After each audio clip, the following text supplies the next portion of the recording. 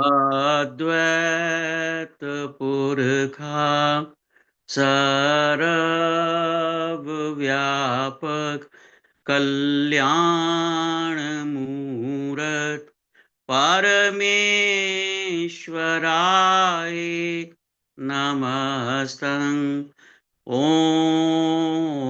ब्रह्म सत्यं निरंकार अजन्मा अद्वैत पुरखा सर्वव्यापक कल्याण मूरत परमेश्वराय नमस्तं। परमेश्वराय नमस्तं। परमेश्वराय नमस्तं। ओम ब्रह्म सत्यम सर्वदार। ओम ब्रह्म सत्यम सर्वदा। हमारे सदगुरुदेव जी महाराज, सदगुरुदेव महात्मा मंगत राम जी महा, उनका ग्रंथ ग्रंथ श्री समता विलास, आत्मिक उन्नति का साधन, सेवा, वचन number 68, page number 114। Shri Maharaj जी हम सभी को समझा रहे हैं, मन को अगर सेवा की तरफ न लगाया जावे तो यह खुदगर्जी में गिरफ्तार हो जाता है।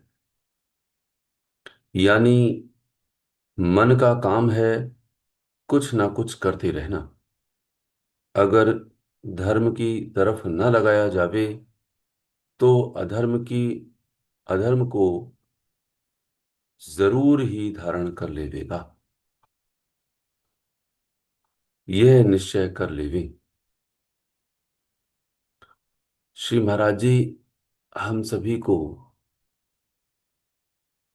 इस मन की गति के बारे में गहराई से समझा रहे हैं कि मन का काम है कुछ ना कुछ करते रहना। मन या तो अपने ही बुद्धि विवेक से मैं अपने मन को धर्म की ओर लगा दूं, और यदि धर्म की ओर न लगाया जाए तो स्वतः ही अधर्म की ओर लग जाएगा। क्योंकि स्थिति दो ही है, या तो धर्म या अधर्म, या तो सत या असत।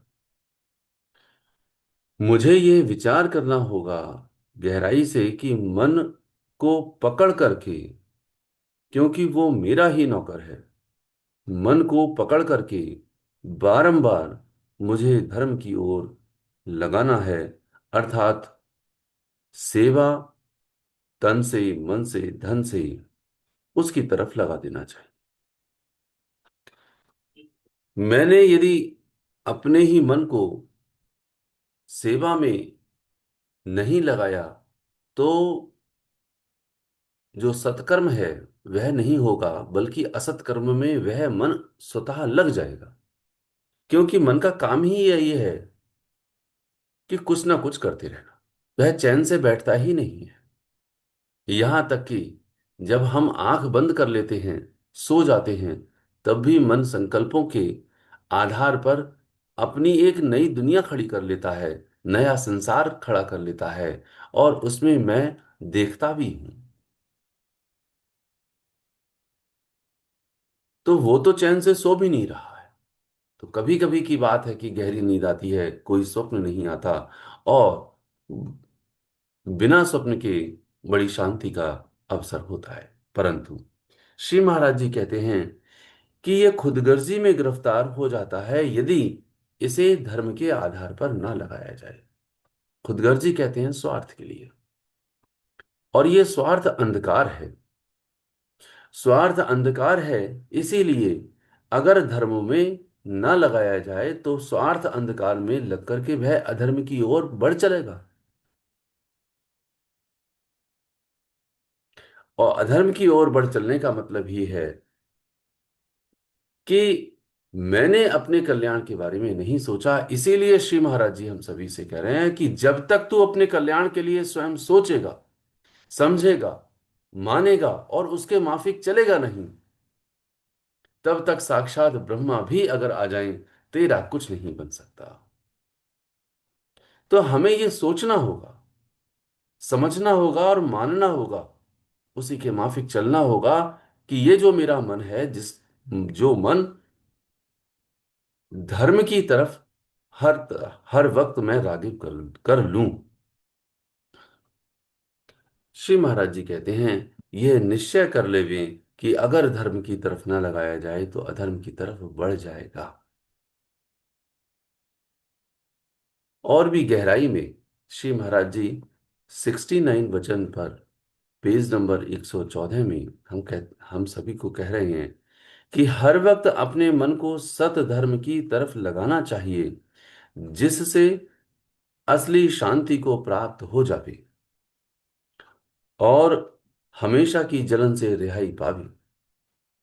मानुष जिंदगी का सार साधन है जो मन को काबू करके सत धर्म में लगाया जाए। इस यतन से अंत को परम सुख प्राप्त हो जाता है, फिर किसी संकट में गिरफ्तार नहीं होता। यानी कि हर वक्त यह मेरी प्रक्रिया चलनी ही है। कौन सी प्रक्रिया? कि अपने मन को सत धर्म की तरफ लगाया जाए। मेरे सत धर्म अनेक हैं जो सत को धारण करने के वास्ते श्री महाराज जी ने दिए हैं। सत धर्म में मेरे जीवन की पूरी कसौटी, मेरे पूरे पूरे जीवन का जो आकलन है, जन जीवन है, वह इसमें आ जाएगा। जैसे मैंने सत स्वाध्याय करना है, यह सत धर्म है। मनन प्रक्रिया करनी है, यह सत धर्म है। सत्संग को श्रवण करना है, यह सत धर्म है। यह सत्संग अन्य किसी प्रेमी जन के साथ विचार करना है, यह भी सत धर्म है। किसी की तन से, मन से, धन से सेवा करनी, यह सत धर्म है। अपने ही आहार की शुद्धि करते हुए जब भी हम भोजन ग्रहण कर रहे हैं तो मेरा आहार बिल्कुल शुद्ध हो, यह भी सत धर्म है। कोई बुराई का, छल कपट का मेरे पास धन ना आने पाए, ईमानदारी की और मेहनत की कमाई आए, यह भी सत धर्म है। किसी पर क्रोध ना करें, यह सत धर्म है। हमारी लोभ, हमारी लिपासा इतनी ना बढ़ जाए कि हम धन को इकट्ठा करने के लिए हम और आतुर हो जाएं, इस पर रोकना, यह भी सतधर्म है। तो हमें बार बार अपने मन को जगाना है और जगा करके असत से सत की ओर लेकर आना है। क्योंकि श्री महाराज जी कहते हैं कि हर वक्त अपने मन को सतधर्म की तरफ लगाना चाहिए, जिससे असली शांति को प्राप्त हो जाए और हमेशा की जलन से रिहाई पावे। मैं कोई भी गलत काम करता हूं, उसमें मुझे जलन होती ही है। मैं बेचैनी में खड़ा होता हूं। कुछ पल की सुकून, कुछ पल का सुकून और कुछ पल की खुशी यदि मुझे मिल भी जाए, फिर भी अंत में मुझे जलन ही होती है। मैं बेचैन होता हूं, मैं भयभीत हो जाता हूं, मैं परेशान रहता हूं। त्याग में शांति है, ग्रहण में शांति कभी होती ही नहीं है। इसीलिए संपूर्ण मार्ग धर्म का त्याग सिखलाता है। इसलिए श्री महाराज जी कहते हैं कि हमेशा की जलन से रिहाई पावे तो अपने मन को सत धर्म की तरफ लगा दे। क्योंकि इस मानुष जिंदगी का सार निधान है जो मन को काबू करके सत धर्म में लगाया जावे। दूसरे किसी भी देह के अंतर्गत मैं अपने मन को काबू में ला ही नहीं सकता, क्योंकि वो भोग योनि है। वहां पर यह मन, यह बुद्धि केवल उन समस्त क्रियाकलापों को भोग तो सकती है, परंतु खुद कुछ कर नहीं सकती, क्योंकि वहां विवश खड़ी हुई है। आज मैं मानुष्य लेके अंदर हूं, मैं विवश नहीं हूं। मैं ना लाचार हूं और ना ही किसी भी क्रिया को करने के लिए मजबूर हूं। ये अंत काल में मुझे हर हालत में याद आएगा कि मैं विवश नहीं था। मैं सही मायने में इन कार्यों को कर सकता था। आंतरिक स्तर से सही मायने में मैं अपने परमपिता परमेश्वर के ध्यान में लीन रह सकता था, क्योंकि प्रारब्ध देह का होता है, मन का और बुद्धि का प्रारब्ध नहीं होता। किसी भी क्रिया को करते हुए हमें परमात्मा को समर्पण अपने आप को कर देना है। यह स्वतंत्रता है। और भाव प्रधान होता है। मेरा भाव परमात्मा के प्रति क्या है, यह गहराई से आज से हमको सोचना होगा। कि हर पल जिस कार्य को कर रहे हैं, वह कार्य ही पूजा बन जाए, वह कार्य ही सेवा बन जाए। ऐसे सतधर्म को करते हुए मन को काबू में लाना चाहिए। ये मन इस सतधर्म में गर्क हो जाए। इसलिए कहते हैं, इस यतन से अंत को परम सुख प्राप्त हो जाता है, फिर किसी संकट में गिरफ्तार नहीं होता। तब जो अंत वेला आएगी इस देह को त्यागने की, उस वक्त यह परम सुख प्राप्त करेगा कि मैंने अपने पूरी ताकत से ईश्वर की प्राप्ति के लिए यत्न कर लिया। और जब ईश्वर की प्राप्ति के लिए यत्न किया, तो फिर परमपिता परमेश्वर हमसे खुश होंगे। और यही कारण है कि फिर किसी संकट में मैं गिरफ्तार नहीं होऊंगा, अर्थात मुझे पुनः फिर से यही मानुष का चोला प्राप्त होकर के ईश्वर की प्राप्ति में पुनः लीन हो जाएंगे। परमपिता परमेश्वर इस बात को गहराई से समझा रहे हैं। वचन नंबर 70, पेज नंबर 115 पर श्री महाराज जी हमसे कहते हैं कि अपने धन को यथार्थ अधिकारी की सेवा में अर्पण करना चाहिए।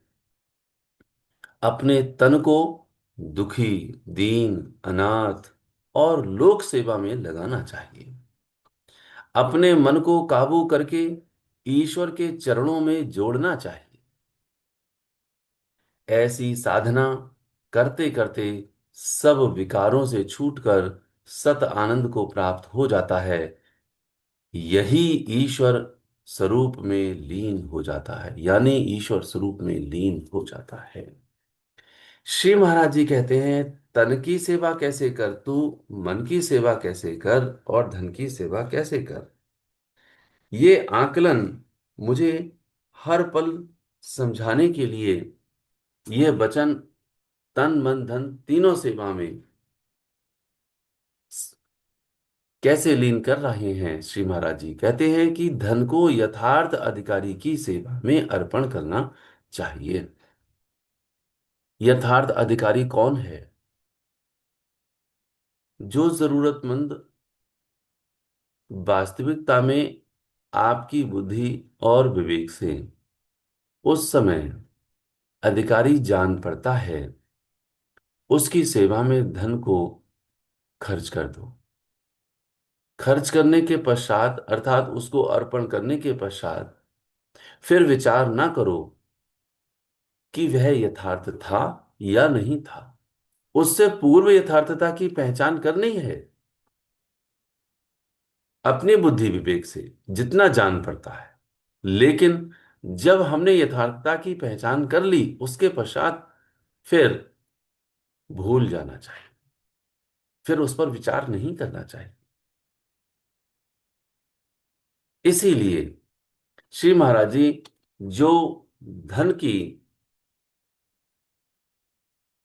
सेवा करने की बात कर रहे हैं, वह यथार्थता की सेवा करने की बात कर रहे हैं। और यथार्थ वही है जो पात्र हम सभी ने विचार किया है कि यह पात्र है।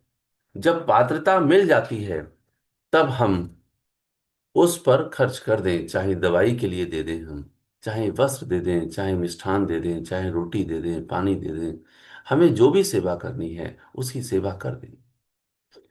ऐसे ही श्री महाराज जी कहते हैं कि तन को दुखी, दीन, अनाथ और लोक सेवा में लगाना चाहिए। जहां भी कोई दुखी है, अनाथ है, न जाने कितने ऐसे हैं जिनके माता पिता उनके सर पर नहीं, कुछ हैं जो माता पिता हैं सर पर लेकिन फिर भी उनकी रक्षा नहीं कर रहे। वो अन्य किसी व्यसन में, शराब, जुआ, डकैती, चोरी आदि में लगे हुए हैं। वे अपने ही बच्चों की रक्षा और परवरिश नहीं कर रहे। ऐसे यदि कोई दुखी, दीन, अनाथ मिलते हैं, श्री महाराज जी ने शब्द का प्रयोग किया अनाथ, तो वो जो अनाथ है, जिसका कोई परवरिश नहीं कर रहा, उसकी रक्षा यदि उसकी परवरिश करने का मौका मिलता है तो हमें करनी चाहिए। लोक सेवा, ये लोक सेवा है कि सही मायने में कहीं जल की समस्या है तो वहां नल यानी प्याऊ लगवा दो। यदि कहीं गंदगी है तो वहां साफ करा दो। ये लोक सेवा है। धर्म का प्रचार करना लोक सेवा है, कल लोक कल्याण है। उसी से सब स्थानों पर, सब जन के अंदर शांति आती है। ऐसे ही जो दीन हैं और जो दुखी हैं, उनका दुख और उनकी दीनता किस कारण से है, वह दूर करने का प्रयत्न करें और सत्य को अर्थात एक ईश्वर को वहां पर स्थापित करने की कोशिश करें, जिससे वो दुखी से सुखी हो जाए। दीन से जो भाव है कि हम कुछ नहीं कर सकते, ये उनकी दीनता है। सही मायने में उनके पास यदि कोई वस्तु है तो उसमें वो सुख प्राप्त कर लें और अन्य वस्तु की प्राप्ति की चाहत ना करें, यह उनकी दीनता है। तो कहते हैं यहां एक एक लाइन आती है, मंगत मांगे दीनता, सत्य धर्म सुख सार। वो दीनता क्या है जो परमपिता परमेश्वर के प्रति रागिब कर दे कि मैं सही मायने में दीन हूं, हीन हूं।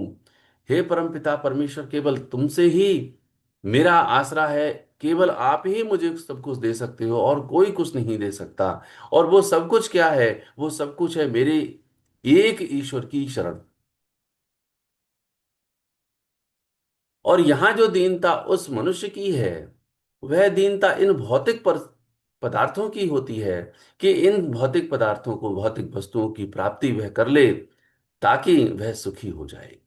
तो वो जो दीन है, उसको इस बात के लिए समझाना चाहिए धर्म के आधार पर कि इनसे सुख नहीं मिलेगा। जो वस्तु है उसमें प्राप्त करते हुए संतोष को धारण करो ताकि परमपिता परमेश्वर की शरण में पहुंचो। तो ये जो सेवाएं कर रही हैं, ये जो सेवा है, इसको धारण करना हम सबका फर्ज है। श्री महाराज जी कहते हैं इसलिए कि अपने तन को दुखी, दीन, अनाथ और लोक सेवा में लगाना चाहिए। अपने मन को काबू करके ईश्वर के चरणों में जोड़ना चाहिए। सबसे बड़ी सेवा, ईश्वर के चरणों में मन मेरा लग जाए, परमपिता परमेश्वर के दिए हुए शास्त्र में मेरा मन टिक जाए, मनन में मेरा मन टिक जाए और मेरे मन में यह संकल्प आने लगे कि केवल सत्संग है, केवल सत का संग अर्थात सत्सिमरन है, सत्संग है और जो सत सेवा है, ये सभी करते हुए केवल एक मंत्र का जाप मेरे अंदर चलने लगे, ये मन टिक जाए। यह सबसे बड़ी सेवा है। दास को याद आ रही है वो बात, जब महर्षि रमन के एक शिष्य, जिनको एक सेवा दी गई थी, जो चिट्ठी का उत्तर देने के लिए उनसे कहा गया था, जब भी चिट्ठी आती थी श्री महाराज जी महर्षि रमन के पास, तो उन चिट्ठी का उत्तर लिख करके उन्हें डाक खाने में भेजना होता था। उन उत्तर को श्री महाराज जी से लिखवा लिया गया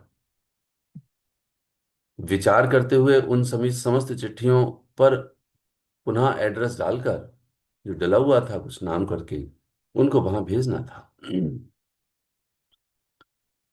तो एक शिष्य ने दूसरे शिष्य से कहा कि यह आधा कार्य हमने कर दिया है, आप यह पूरा कार्य कर दो। एक सहज स्वभाव उस शिष्य का था कि अभी मैं सिमरन करने जा रहा हूं, इसलिए मैं इस कार्य को बाद में कर दूंगा। ये बात कह करके वह शिष्य सिमरन करने के लिए चला गया।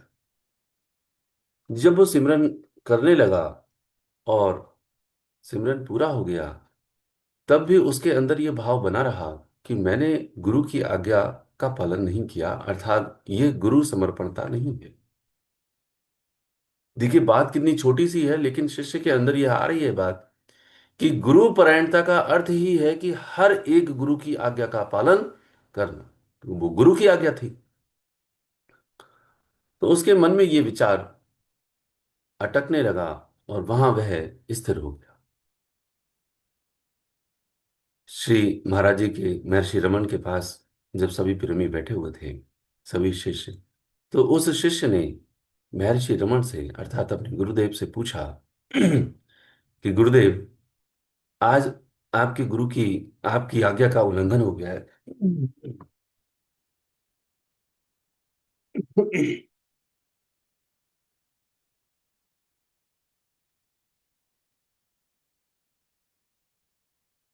आपकी आज्ञा का उल्लंघन हो गया है। तो उन्होंने सारी बात पूछी कि क्या बात है। खैर, दोनों शिष्य थे, उन्होंने सारी बात बता दी। अब महर्षि रमन जो कह रहे हैं वह वही बात है जो मन की धारणा है। वो कह रहे हैं कि तुमने कोई भी आज्ञा का उल्लंघन नहीं किया, बल्कि हम तुमसे बेहद प्रसन्न हैं। हालांकि जानते थे वो सारी की सारी बात, ये केवल समझाने की लीला हो रही थी, जिससे कि हम सभी भी यह समझ जाएं कि गुरु की सेवा सबसे बड़ी सिमरन ही हुआ करती है। ठीक है, वह अन्य सेवा जो डाक खाने की तुम्हें करनी थी, वह तुमने अब सिमरन के पश्चात कर दी, वह भी जरूरी है। लेकिन यदि इन दोनों ही सेवाओं में यह आकलन किया जाए कि सर्वश्रेष्ठ सेवा कौन सी है, तो वह यह है कि सिमरन करना ही मन को काबू में लाना और सर्वोपरि सेवा होती है। इसीलिए तन की सेवा, मन की सेवा और धन की सेवा, इन तीनों सेवा पर श्री महाराज जी जोर दे रहे हैं। जो श्री महाराज जी कहते हैं कि अपने मन को काबू करके ईश्वर के चरणों में जोड़ना चाहिए। तो ये इस प्रकार से तन की सेवा, मन की सेवा और धन की सेवा में हम सभी को ऐसे ही लीन होना है। और अन्य सेवाएं जो मन की हैं, वह वही हैं कि अपनी वैचारिक सेवा करनी, सत्संग को धारण करना और सत्संग को श्रवण करते हुए दूसरे को सुनाना भी, दूसरे को जोड़ना भी मन की सेवा है। दूसरे से वार्ता करनी भी धर्म के आधार पर मन की ही सेवा के अंतर्गत आती है। तीसरी है मन की सेवा कि मेरे अंदर जो बुराई है, वह बुराई मैं मन के आधार पर देख लूं। मेरे मन में भी तो बुराई है, परंतु मैं मन की इस सेवा को ना करते हुए बल्कि दूसरे के अंदर जो बुराई है वह तो देखता हूं, और अपने अंदर जो अच्छाई है वह भी देखता हूं। परंतु ना तो मैं दूसरे के अंदर अच्छाई को देख रहा हूं और ना ही अपने अंदर बुराई को देख रहा हूं। यह मन की सेवा है कि मैं अपने अंदर अपनी बुराई को देखूं और दूसरे के अंदर अच्छाई को देखूं। क्योंकि बुरे को देखन मैं चला, बुरा न मिलिया कोई, जो दिल खोजा आपने मुझसे बुरा न कोई।